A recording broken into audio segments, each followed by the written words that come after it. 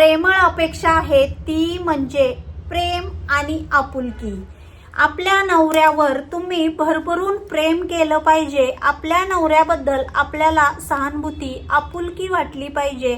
आपल्या नवऱ्याचा आदर आपण केला पाहिजे की चार चौघामध्ये गेल्यानंतर की तुमच्या जोडीला बघून दुसऱ्यांनी तुमचा आदर केला पाहिजे की बाबा ही जोडी बघा एकमेकांना किती समजावून घेतात, एकमेकांचा किती आदर करतात। त्यामुळे पहिली आणि खूप महत्त्वाची अपेक्षा आहे तुमच्या नवऱ्याला तुम्ही प्रेम आणि आपुलकी द्या।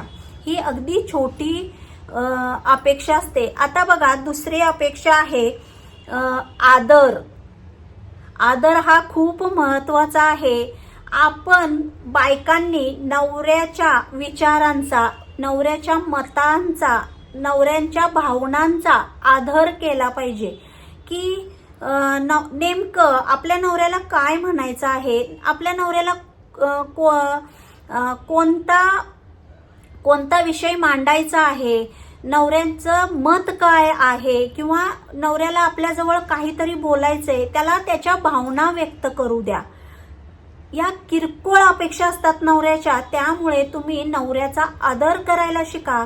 चार चौघामध्ये गेल्यानंतर सुद्धा तुम्ही तुमच्या नवऱ्याचा आदर करा।